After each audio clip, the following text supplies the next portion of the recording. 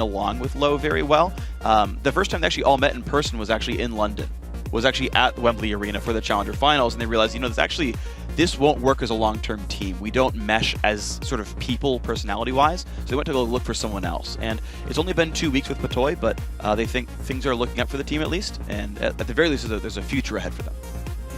Okay, so it's a long-term decision there by the management of LoLPro. Yeah, I mean the players themselves, of course, because it's them who are playing. But yes, basically them deciding they wanted to replace that. So picks and bans starting up, of course. Gragas, Lee Sin, Tristana all removed away from Cognitive.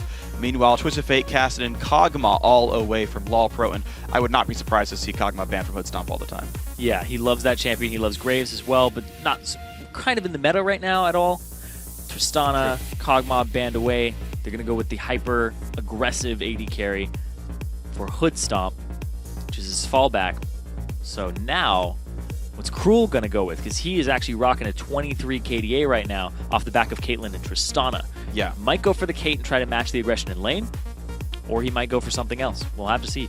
Yeah, I think my guess definitely would be Caitlyn here. I think it makes the most sense there. A lot of random hovers here for Cognitive, but I want to kind of take a quick look at the fact that Rengar actually got first picked here, which is very interesting to me because it's normally not the heavy priority champion here, but Heaven Time really being about that Rengar. And to be fair, it could be Hanser as well.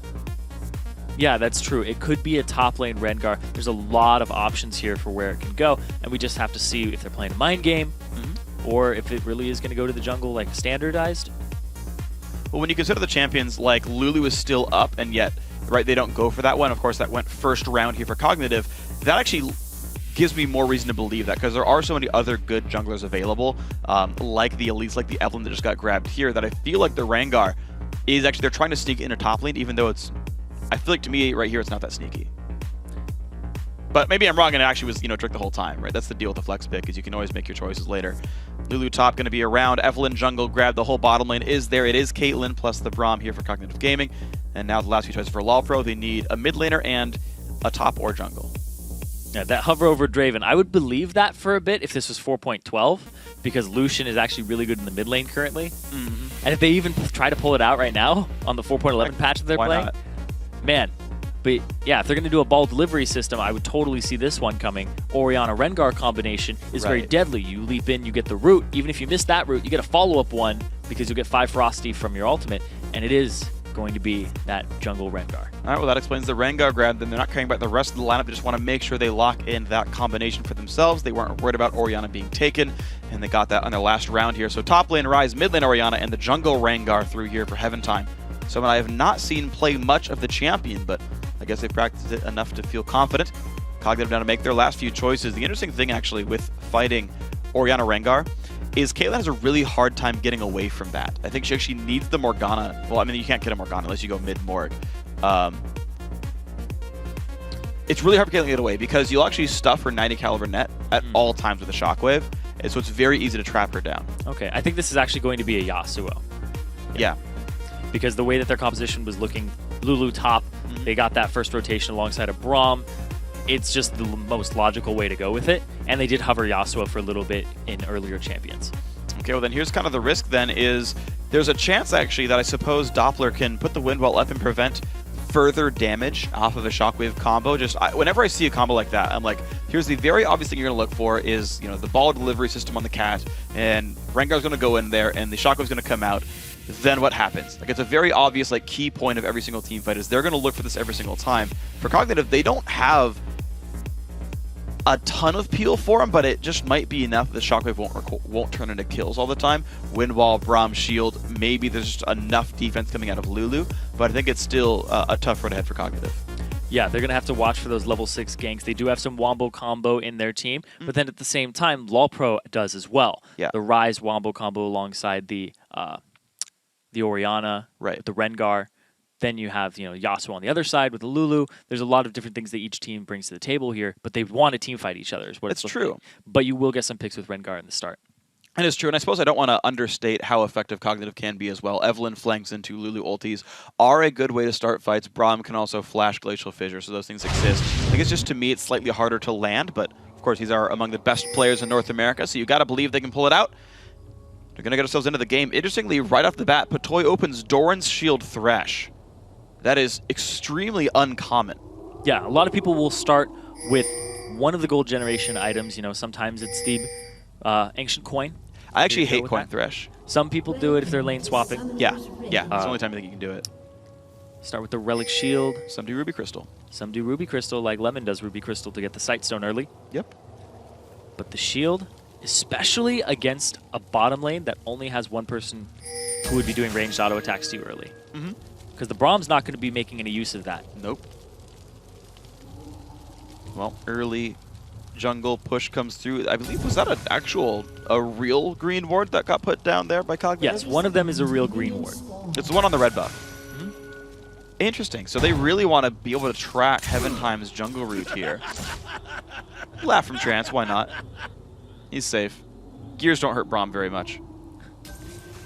Throwing a wrench in their plans. So far. Took a little HP. Yeah, he regenerates. He had a good chuckle about it, too. That was like a sensible chuckle. Yeah, that was a strong, meaty laugh. That was like /L with a capital L. That'd be cool if it was like different if you capitalized it. And then if it was just all capitals, just really loud. /laugh in all caps. You know you can do /L, right? Yes. Okay. L Like all caps, L. I just did /L. Yeah, /LOL is the same actually. /laugh. Boom. And this has been a macro class with freaking Zirene. Why not? You also hit control 4 is laugh, I believe. I always use D for laugh. D for laugh. That would be my ignite key. And F for dance. F for dance. Yeah, that's how it works. Well, here we go, guys. We're going to get ourselves into this match, and looks like we're going to completely standard lanes. Jungle Invades just turned into some vision, and they know that Heaven Time started out on the bottom side, the red buff here. The early 2-on-2 looks like push lead will go to LoLPro. They miss 2 CS, but that's okay. They're going to push on, and looks like level 2 will come in first for the boys in blue here. Good amount of trading in the mid lane. They already got a potion out of Doppler, and Laud is chugging one of his too. They both got down to about half HP. No summoners blown for the good trade. And that's the thing to watch out. Invade here in the jungle. All right, looks like the Kitty wants to play against Evelyn, but look at that. The early defensive Trinket Ward comes out, and Schroeder Ace will be ready to fight back. Hides in the wings, Heaven Time puts the wards down, says, ah, you knew I was coming.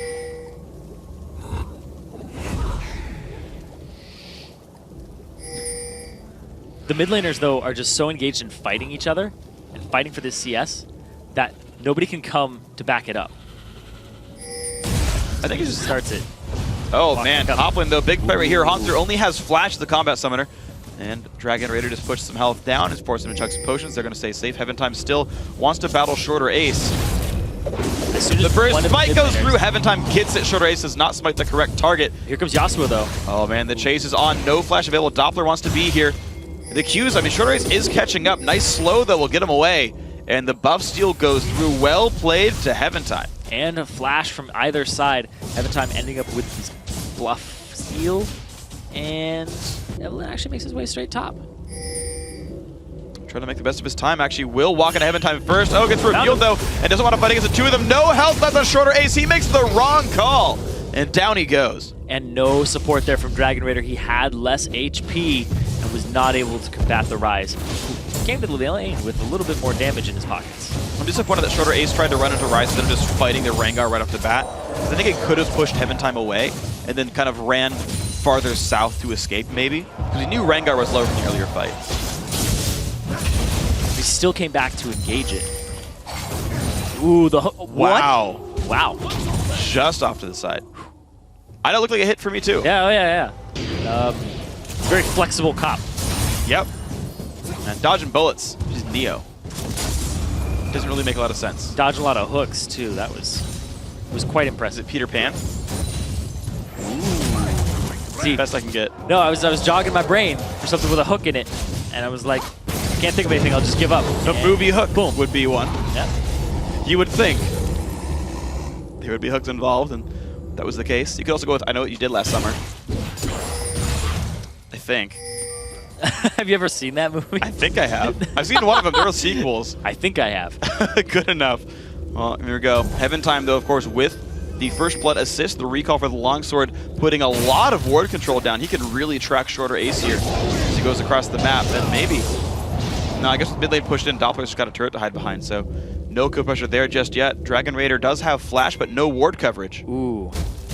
Well, we don't know about movies, but this wasn't seen down bottom. Shorter Ace making his move in. Oh no, Trance stays a little bit too far, has to jump back to Cruel, and he's gonna survive after burning the Ignite away, but no kill will happen. Teleport in for Hanser. Interrupted. Yeah, Dragon Raider does land the win, but there comes Heaven Time. Good flash to get away from the Bola, and Dragon Raider stays safe. A lot of ganks going out simultaneously here, but no capitalization. But there is an 800 gold lead for LoLPro from 1 kill and the CS advantage they've created in the top lane and the bottom. 600 gold for the first blood with assist, another 200 for the minion scores. Well played by these guys. 12 minion lead on the bottom, and I gotta say, very well done by Hoodstomp. And the new sort of addition for Toy to make that happen. And a big thing here is that the first blood went on to Hanser on the rise.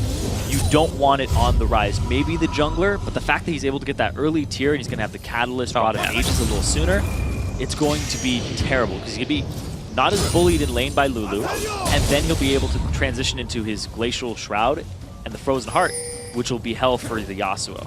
And now, trying to just apply pressure all around the map where they need it, Heaven Time trying to make a move in. Well, he's recalling right now, but this could be the way in. They're going to go right here. Jumps into a minion. There's the E. The slow as he dodges the... Ooh, good wind wall, but there's the root in place. Doppler might have to burn Flash here, and he does. He's going to get out, but loses some health and a Summoner Spell. Good control by Laud to not blow his Shockwave.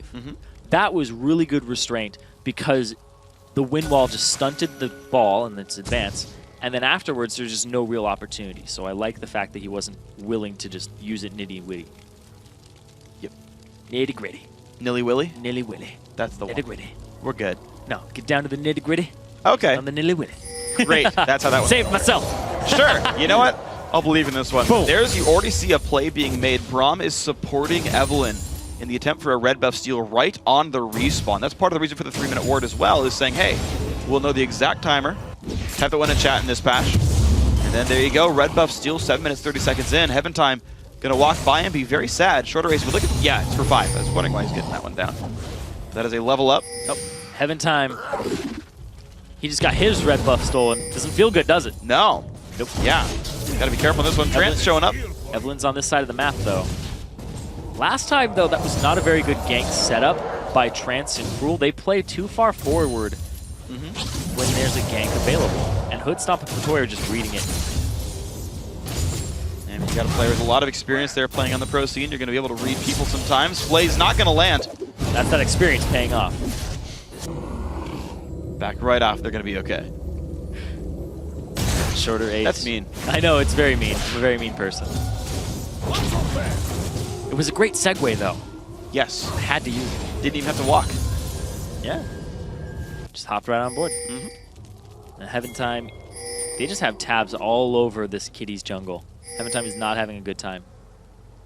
Well, he's not too far down in levels at the very least. They're actually equal in items, just more consumable still on Heaven Time. He's actually spending a lot of money putting wards down, but it's letting him potentially fall behind in the item gain here, right? Shorter Ray spent some time dead. Heaven Time had a 200 gold head start.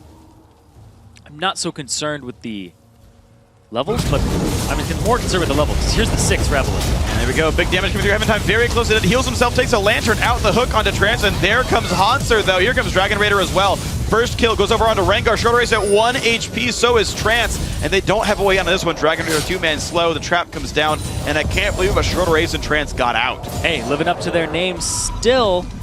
They got a kill, but at the same time, there were 2 assists on the back of it, so they're being very consistent in how they've played in the past. Yeah, it's the counter ganks, and they're working pretty nicely for them.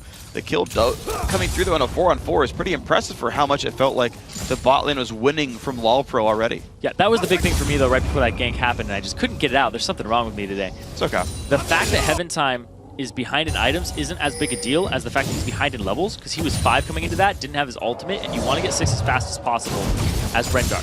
Evelynn came up, already had ultimate, was able to use it that fight, and got out alive pretty much because of it in the shield.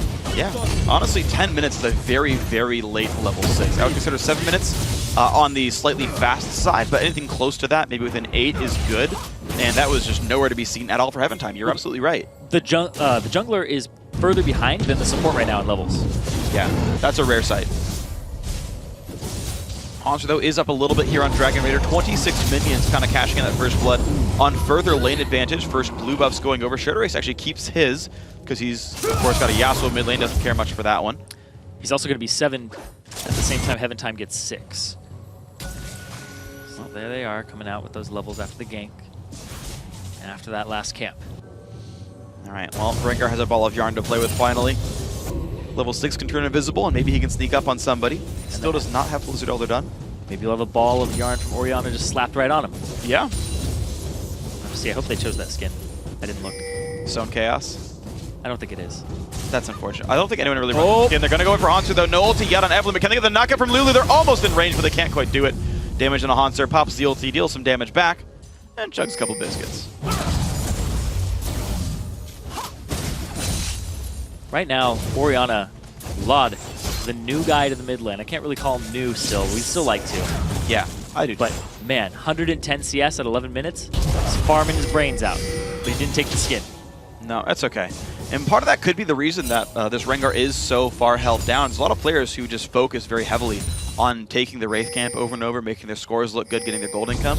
And that can't deny your junglers. The easiest camp to clear is Wraiths. It's always on the way to your roots. It's quick to kill. They're low health units.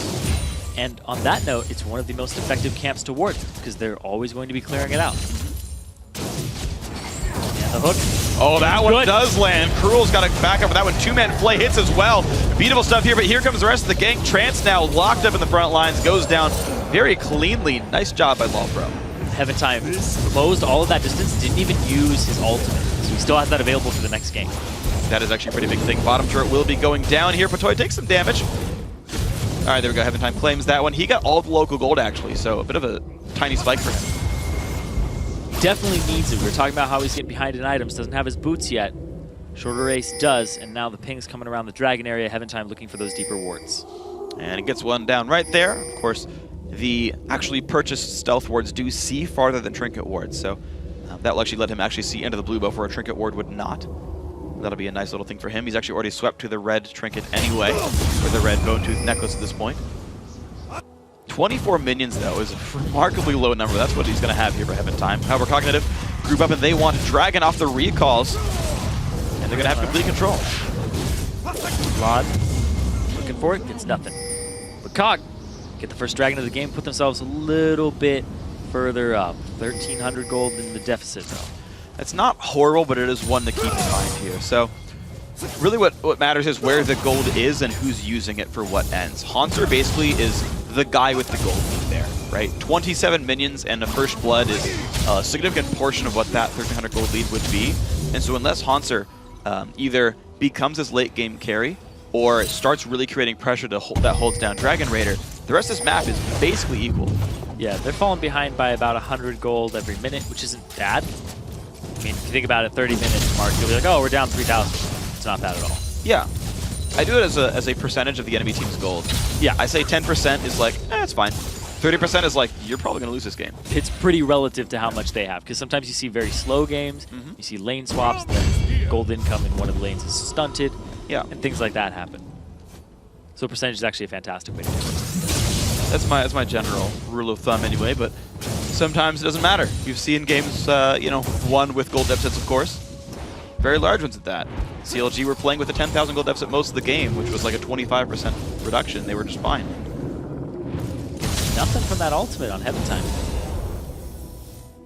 It's a good instinct to back off from Doppler. He pushed the wave up, and there's no reason for him to be so far forward. But now, Lod and Heaven Time are going to try to bully him out. Hoodstomp's got to be careful. He doesn't know these two are in the brush. He walks very far forward. Patoy's around. Patoy's? And he could lantern him out. This is good by Patoy. He's walking too far forward. Oh, what?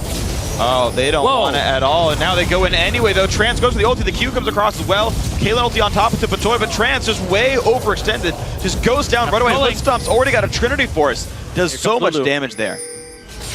Dragon Raider T-feed. Here comes Hanser. There's the E. There's big damage coming out. The flash away. Patoy stays alive. Wild Growth used. Rise in range, and Dragon Raider forced to burn both summoners to escape. And now Yasuo on the backside, but Orianna's looking to pinch him in. And they get nothing from there. But oh! I think he crit both shots there, too. He crit at least one of them, but I could have sworn I saw two. With the Trinity Force? Maybe he got one or two. Oh, he just crit those two as well. Yeah.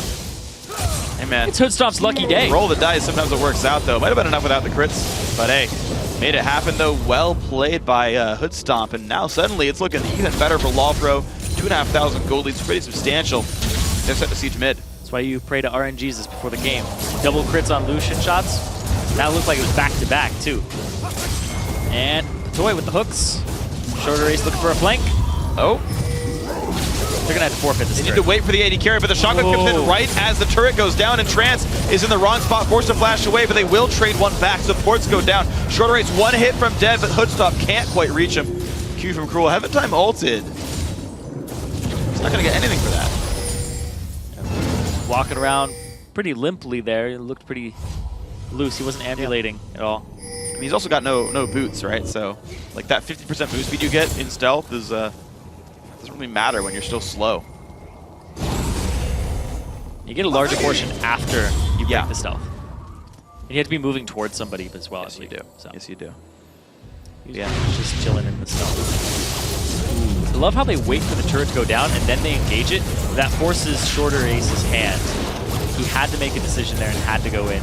The rest of his team just wasn't there quite yet. And LoLPro come out on top with a really good trade. Except for them, Hanser wants to push down Dragon Raider as well. This turret has not really been taken down any time, but it's still that 20 minion lead just kind of holds equal here for Hanser. If he can actually get some health down to the turret, kind of create some more pressure on the map, that'd be good for LoLPro. Yeah, he's already got his stacking build going, so just focusing on farming, focusing on roaming around the map. That's all he needs to do. He can sit on these items for a little while. That's true. He'll be fine. He doesn't have I to suppose you don't have to crush lane as Rise to win your game. You can just crush kill a it bunch early. of minions. Just crush the minions and ignore the enemy champion. That'll work out okay. And the fact that he got some advantages early means that he's now in a very comfortable spot. It's like a retirement fund. Yeah. It's starting to pay off later on. Ooh, good smite. Shorter Ace gets the Wraith for himself. I do actually like that both top laners have seemed to hold their teleports up the entire game. I don't believe any of them TP'd back to lane. And so they were always ready to counter gank that bottom lane when things went down. And when you got a Rengar on Evelynn, both of whom can force ganks pretty well. Thresh and Braum have great follow-up or initiation. The fact that both top laners were like, hey, I'm there for you if things go down. They always have their teammates back. Yeah, they're pretty much countering each other's teleports. I can only just think of the one that was interrupted on Hanser's side. Yeah. On the polymorph. Otherwise, they've just been leaving the lane at the same time. Holding parity with one another. Yep. Mid lane push here. Trance with the assistance. Just kind of reveals himself, stacks up some ferocity. Goes, all right, great, I'm at 5. Yeah, he's just trying to clear. Hey, ulti's up, he can look bottom. Get ready for the next gank. They have to set up for the dragon. 40 seconds on that one. If they get a pick, then it set them up perfectly. And that's what Rengar does best. And I like that LoLPro are actually pushing their lanes up pretty heavily as well. This helps them get ward control. You can see they're pinging like, hey, we want to kind of control this dragon. Guys, can we get the ward over the wall? Heaven Time sees a little mouse, pounces on it. Down goes the ward. And yeah, with his bottom lane pushed up, though, it locks up Cruel. We know that Caitlyn is stuck kind of under her turret last hitting minions. And it says, okay, you know, LoLPro, you kind of guarantee a numbers lead. You can take over some ward cover. Short Ace forced to flash away right away. Nearly was a kill if Hanser had hit that rune prison a quarter second sooner. It's crazy. His hand went up, too. Yeah. He was reading from his book. He just doesn't read fast enough. We get some eyeglasses. Read faster. Professor Rise again would have been the one to go with. Yep, would have gotten the spell out in time. You gotta be careful though. Looks like Cognitive want to push to the mid lane as Dragon gets set up. Hoodstomp's by himself. Knockup's gonna land, and here they go. All of them onto the Lucian. Gets completely obliterated. Well played, Whimsy plus Doppler's Yasuo. That was a great Whimsy for the speed up. And now they aren't even actually stopping them from reinforcing on this side. They decide to just back up, cut their losses, because it looks like LoLPro want to engage. They'll counter it. They're going to transfer the lanes in case they want to pull Hanser in as well, and they do actually. All of them sit inside the box. Oh! 3-man Shockwave goes in, and Hanser just looks for Shorter Ace. He almost goes down. Trance puts his body in the way, but it's not enough. Kills coming through now for Cognitive. Actually, as they run away, Dragon Raider falling down as well. 2 kills for LoLPro, 7-3 on the scoreboard. Now Heaven Time, pretty extended, and he's going to go down. Picks up Shorter Ace though for the team. Another double knockup for Doppler. He is trying to run, but that ball is making his life pain. Shield comes out. Laud gets that one. Now 9-4. God, Laud is such a great player. The way that he's been using his shockwaves all game long, and the way he's not been using them. When he holds on to it and waits for that opportune moment, it's those types of shockwaves that just blow your mind when somebody's playing Orianna. And actually, You know, it's a great comeback mechanic, but it's great for accelerating you and just exacerbating your lead. Watch his ball placement during this entire fiasco. He's going to throw it off the left. They collapse onto it. They do the work for him because the fight trailed off to the right. Then they all just kind of scatter around. They have no HP to fight this. Dragon Raider and Doppler off on the side. Focus the healthy members who are left. Divide, conquer, wrap around because now you have that little avenue in. They pick up shorter ace afterwards. And LOG, he does this so quickly too. He throws it out, eases himself, comes back in off the dissonance that gave the movement speed, and he just has great control this early on in the game because you don't have max cooldown on your spells just yet. Nope. He's managing them perfectly though. Absolutely phenomenal player. I gotta say, Lod's been good every single time we've seen him with this team. I think, as you talked about in the pregame, I think he's LoLPro's MVP here. And even though his kill participation is not crazy high, it's only 5 compared to like 7 for Hanser, he's still like, he's the guy that makes all the big plays, that makes it happen when it comes to team fights. Yeah, and LoLPro's been a team that's around for a long time, and the last real big roster change they made was that. But get to that in a second, because a fight up top. Knock up there coming in from Dragon Raider. Hoodstomp forced back, but now he can put the culling in and keep on chasing. Hanser nearly in range. Flashes in, the Q goes on a both of them. Now Heaven Time, can he get the root onto Trance? Here's Patoy as well, gets the root from everybody. Turret goes down, both kills as well. LoLPro just keep finding the correct battles. And they get that top turret. They had a dragon previously off the last fight, and they're just completely crushing this game now. 7k gold advantage in 21 minutes. Lod, 220 CS, and they're just collapsing perfectly and making great rotations, even without low. Oh man, and Doppler's got to be real careful though, because right now he's trying to defend a 3v5. This turret's going to go down right there, so LoLPro 2 kills and 2 turrets off that move. And yeah, you're right, we talked about, are they going to be coordinated? Well, yes, they are. It's actually a 3v4 up top because Lod was mid and now he's clearing bottom. All these waves are pushed up. He leaves his team a lot of options here for pressure. That is perfect from LoLPro. They completely put the right number of people in the right spots. Lod, if he gets away from this one as well, this might not happen though. Dragon Raider wants to slow, gets it. There's the E-ulti as well. Looks like Lod has nowhere to go. Shield is on. He's now at a 1-1 with a shorter ace. The dissonance might just be enough, and it actually is. So again, LoLPro putting the exact right number of people in all the right spots.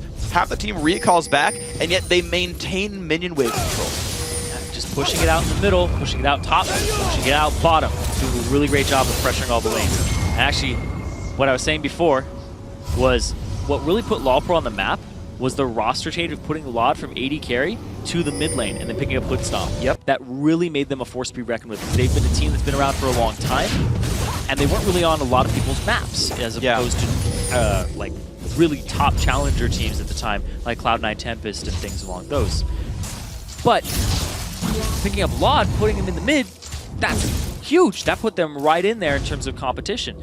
And I know that they moved Nijaki out, but his champion pool was kind of dwindling and playing things like Morgana that were no longer in the meta, and adjusting was really slow for him. Whereas Lod, new player to the mid, he's still picking up the stuff that's really powerful very quickly. He's like, I'm gonna play Syndra, I'm gonna play Orianna, I'm gonna play it well. Yeah.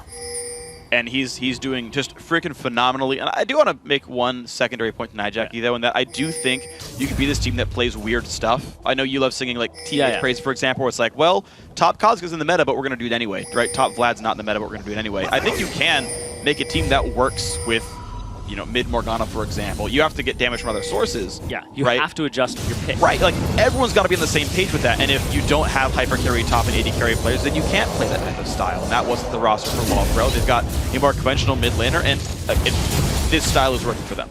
Yeah, they play a very conventional style here. Hanser, though, he does like a little more of the carry top laners.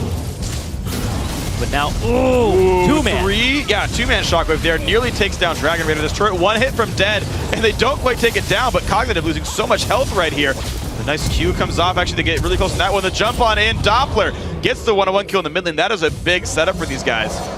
But they still lose a turret. Yep, they get themselves a turret. A blue buff maybe on the way out here as well. Dragon in minute 30. They ward up, they back, and they go for the Dragon. And Cognitive have to try and contest this. Doppler got a solo kill mid, team solo kill. Coming up big. All right. They need more of that, though. They've only got 5 kills so far in this game, but the one guy who is doing well is Doppler here in the mid lane. He actually doesn't use his ultimate at all in this fight. He just chases Hanser down. Want to watch the wind wall here, see if he actually gets one perfectly off. No, doesn't even have to use it. Just the damage output. Yep. Ignite flashes everything, makes it go through. Too much, and Blade of the Ruined King coming up big there for the chase. There's actually another situation. We've seen it now a couple times with Yasuo's going Circuit Greaves and Blade of the Ruined King. So I went back and found the number. It's 117% bonus attack speed. Puts you at the, basically the cooldown and casting time cap on the Q. Now that could be level 18 plus 60% in items, because he gets 3% per level, or just 117% through all kinds of random sources and whatever. Basically, you don't need Ruined King and Shiv and Zerka Greaves to hit that cap. Now, you will hit the cap sooner. You'll hit that cap at a lower level, but at this point, you basically got superfluous attack speed.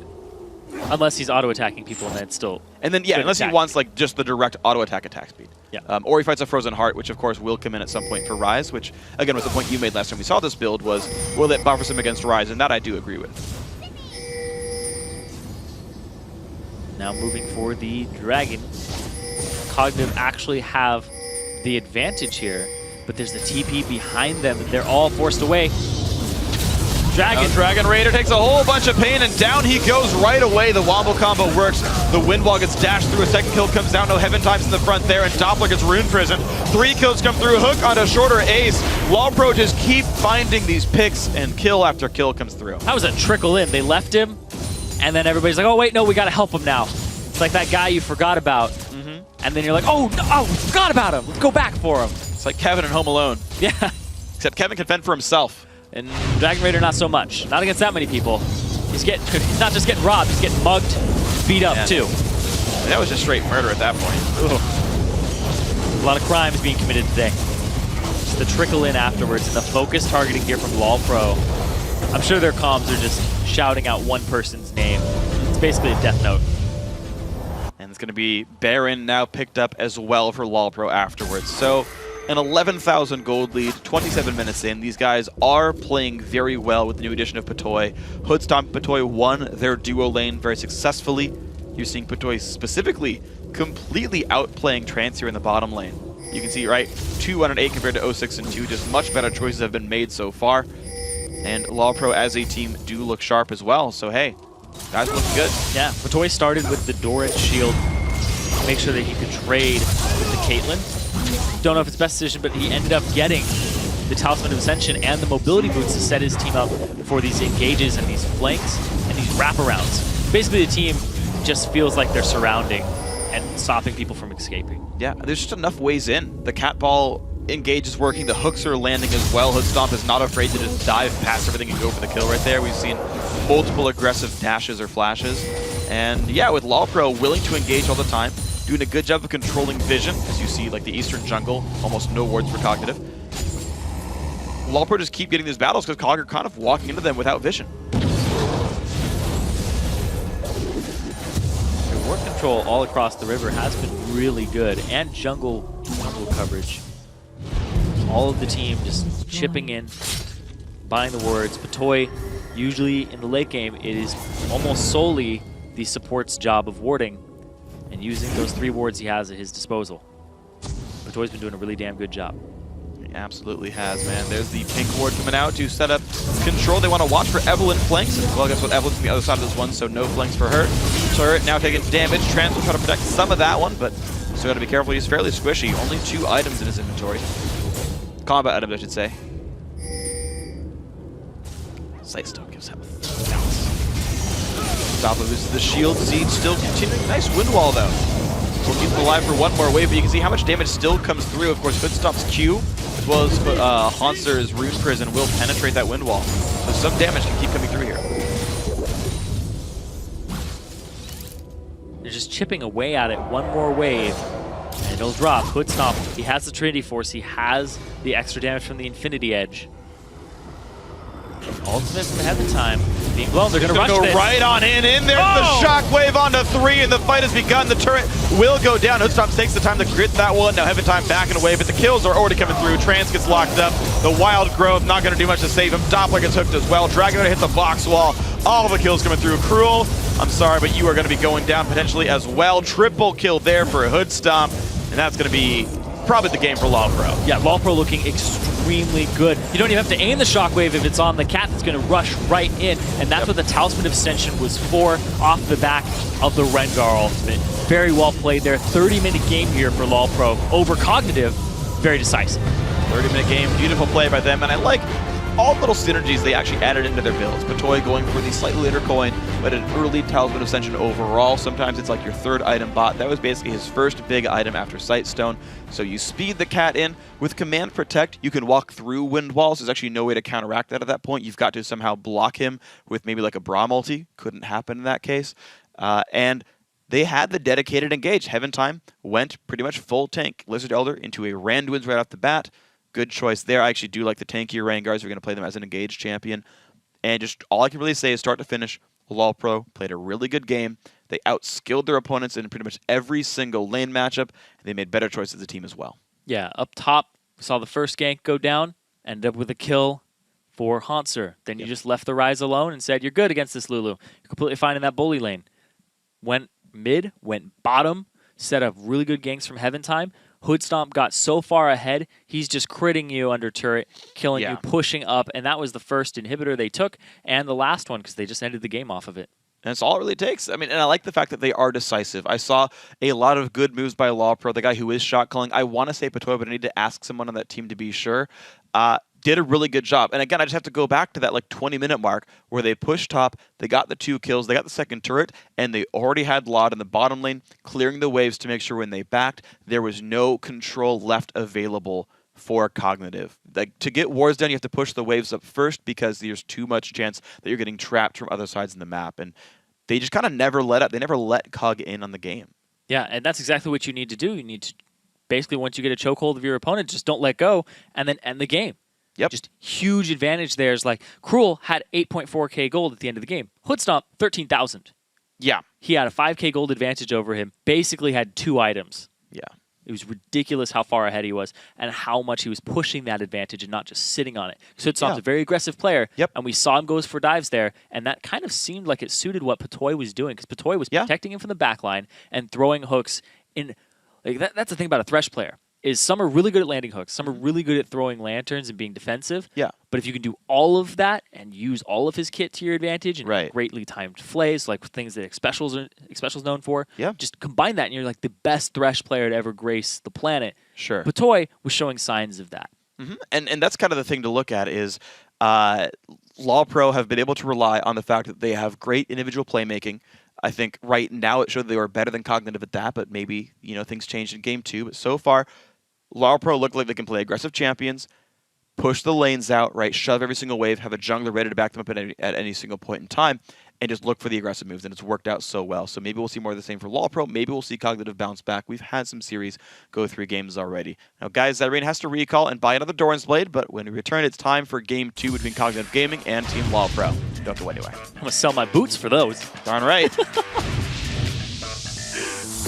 They need to wait for the AD carry, but the shotgun comes in right as the turret goes down, and Trance is in the wrong spot, forced to flash away, but they will trade one back. Hook on a Trance, the Lancer, in case they want to pull Hauntzer in as well, and they do actually. All of them sit inside the box. 3-man Shockwave goes into Hauntzer. Dragon Raider takes a whole bunch of pain, and down he goes right away. The Wombo combo works. The Windwall gets dashed through. A second kill comes down. No Heaven Time's in the front there, and Doppler gets Rune Prison. 3 kills come through. Hook onto a shorter ace. Now Heaven Time backing away, but the kills are already coming through. Trance gets locked up. The Wild Growth not going to do much to save him. Doppler gets hooked as well. Dragon Raider hits a box wall.